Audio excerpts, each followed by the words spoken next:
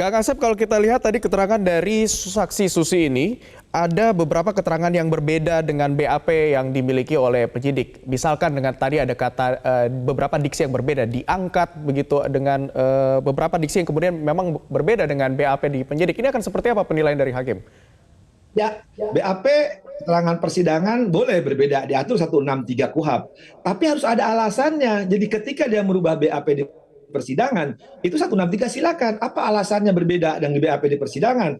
Kalau berbeda di persidangan tadi tidak logis, tidak istilah ketua majelis tidak masuk akal, istilah ketua majelis juga pembohong.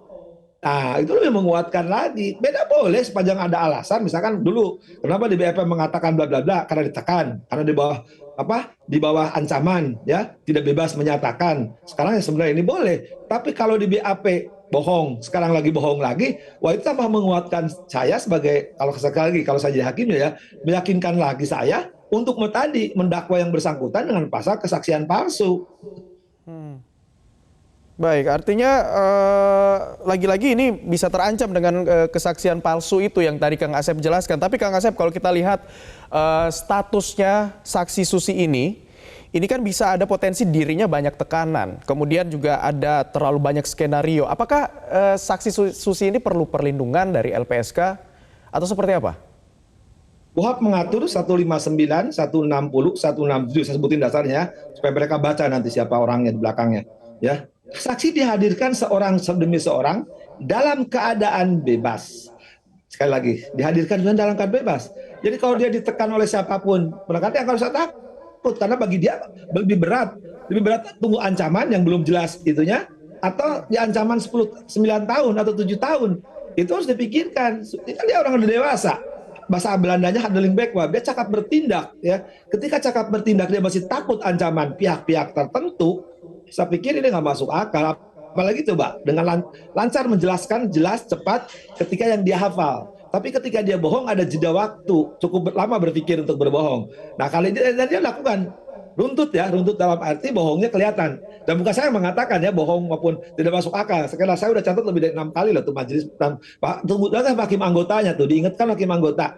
Ya saudara yang saudara alami nggak usah cerita yang lain-lain. Nah kalau ini sudah berulang-ulang itu pembelajaran bagi majelis itu melakukan ya apa yang dihukum acara atur 174 KUHP saksian palsu sudah diingatkan, sudah bukan diingatkan lagi, hakimnya sudah berkali-kali mengulang kata bohong dan asal. Kemudian perintahkan tidak hanya hakimnya, penuntut umum pada saat itu berhak mengajukan usul ya kepada saksi yang berikan saksian palsu, buat ancaman 242 ya, kalau ini karena menyangkut kalau penasihat hukum merugikan tersangka gunakan ayat 2 242 ancaman 9 tahun, kalau tidak ayat 1 7 tahun, kalau itu ancamannya bisa 5 tahun. Kalau sekarang dia pilihan ditahan karena ancaman 5 tahun oleh jaksa ya, atau dia takut sama orang di belakangnya, kalau di belakangnya paling cuma dimarahin doang ya. Tapi sekarang kalau sekarang menggunakan jaksa maupun hakim menggunakan 9 tahun atau 7 tahun, oh lebih berat pilihan Susi itu, pilihan mau 7 tahun 9 tahun di penjara atau cuma dimarahin, ya mending dimarahin lah. Apalagi Tapi dia kan Kang biar Asep, plong menyatakan yang sebenarnya kejujuran. Tadi hakim ya anggota tapi mengingatkan ya, kejujuran. Ya, tapi Kang Asep kan ancaman ini kan tidak hanya langsung didapatkan ke saksi Susi saja, tapi bisa juga ancaman-ancaman ini misalkan ke kerabat, ke keluarga yang lain begitu. Ada potensi tekanan dan juga ancaman dari pihak lain. Dalam hal ini mungkin dari pihak Verdi Sambo dan PC begitu. Nah, seperti apa perlindungan yang bisa dijaminkan kepada para saksi ketika mereka memberikan keterangan di pengadilan?